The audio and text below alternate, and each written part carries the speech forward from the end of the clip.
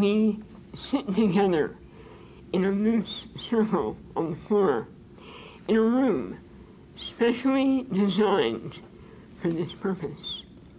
Ryan, a staff chaplain and our trainer today, begins drifting his fingers across the wide box of sand in front of him, molding, shaping, and reshaping the contours of the sand as he speaks.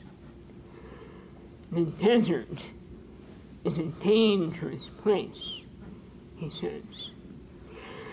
Thus began the story of the great family of Abram and Sarai's trek to the desert, represented by wooden figures journeying through the sand.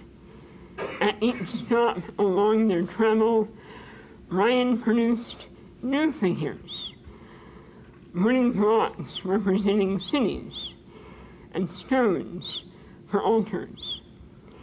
That day, Ryan introduced me to Godly Play, an interactive visual form of biblical storytelling that enables and encourages its audience both to put themselves into the story and to apply its teachings to their lives.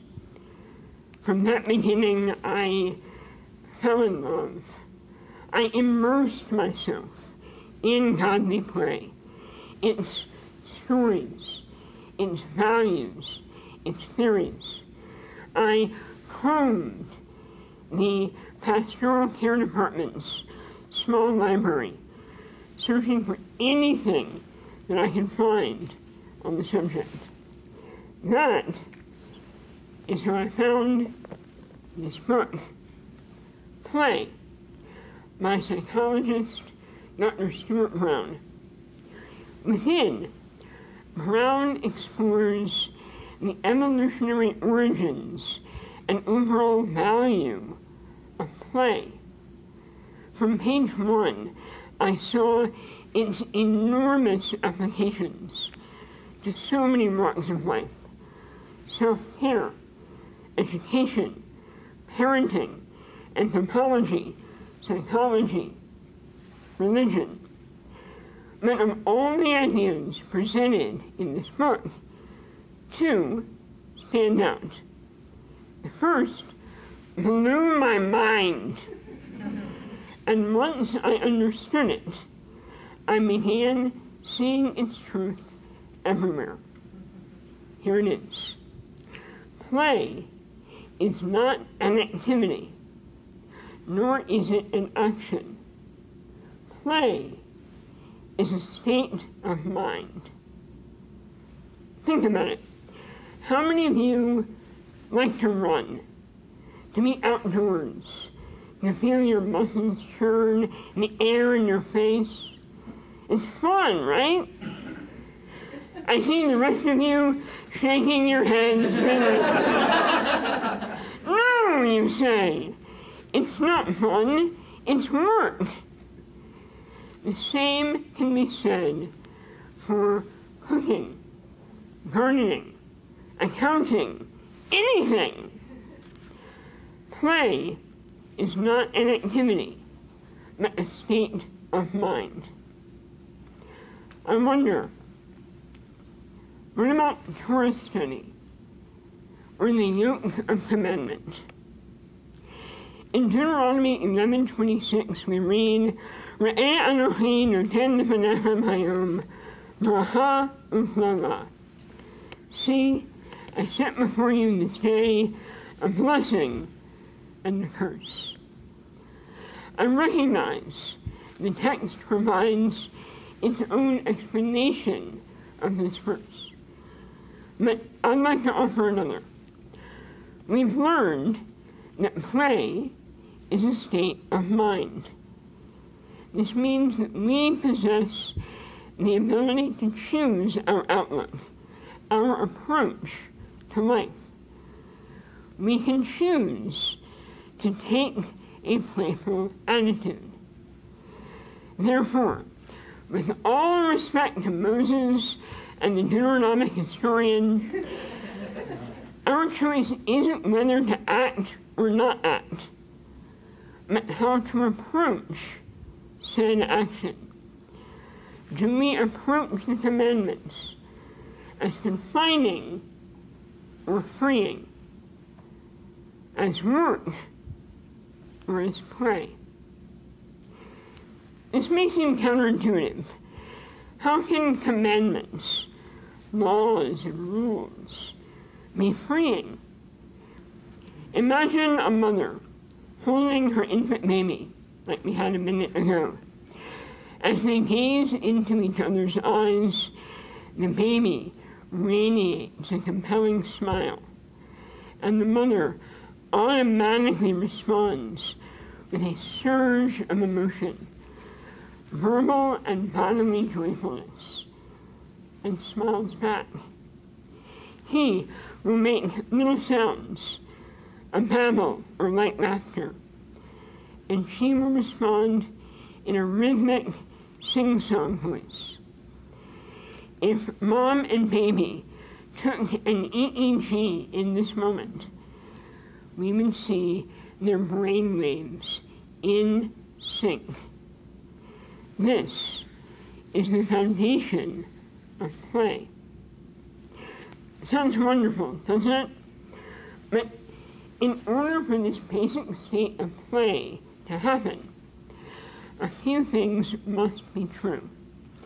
The child must be well fed and safe, and the parent must express a calm, open, emotional state.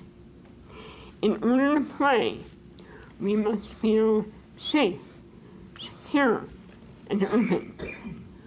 Laws, rules, commandments, these safety measures allow us to explore ourselves and our environment, to push boundaries, to use our imagination. They don't limit, but in fact facilitate play if we let them. So, blessing or curse, work or play. Of course, it's not that simple. Some rules, some limits, provide necessary security. The sitcom-esque knowledge that at the end of the day, everything will return to how it was. But too many rules can stifle play. Kids naturally use their imagination in play. We see this anytime a child plays more with a box than the toy that came in it. But too often, kids are taught out of this imaginative approach by toys from television or movies that come with preset ideas of how that toy should be played with. If commandments provide the safety measures that facilitate play, might the codes or other rigid works represent preset ideas of how Judaism should be played with? In addition to imaginative play, Dr. Brown discusses social play. Kids first engage in parallel play, interacting with the same toys in the same space, but not with each other. As soon as one child reaches out to her neighbor, they begin to engage in the next level of play, the crucible in which empathy for others is refined. As they suggest their own imaginative elements in their game, kids hear other contributions and come to understand other points of view. thus begins the basis for friendship. Dr. Brown characterizes this mutual play by one simple phrase: Shafla Materia. All right, he doesn't use the Aramaic. But what does it say? That the same phrase, give and take, characterizes both this foundational form of play and the work of the rabbis. If commandments are the safety measures that facilitate play, might Talmudic discourse represent early attempts to play with Judaism? And if so, how can we, as Reformed Jews, who have thrown off the preset notions of how to do Judaism, channel this playful spirit into a new emergence of play Judaism? Parshat Re'eh begins with a choice: blessing or curse, the yoke of commandment or the unburdened life of the non-Jew. We all know that part. But how does it end? With play. Deuteronomy 16 describes 3 festivals, 3 rituals, 3 celebrations, what the rabbis later call Zman Simchatenu. These exemplify ritual and celebratory play. We have this idea that play is childlike, unbecoming of proper adults, that it's irresponsible, shameful, something to grow out of. But we need play, and rituals like these give proper adults social permission to engage in play. You shall rejoice in your festival with your son and daughter, your male and female slave, the Levite, the stranger, the fatherless, and the widow in your communities. You shall hold a festival, and you shall have nothing but joy.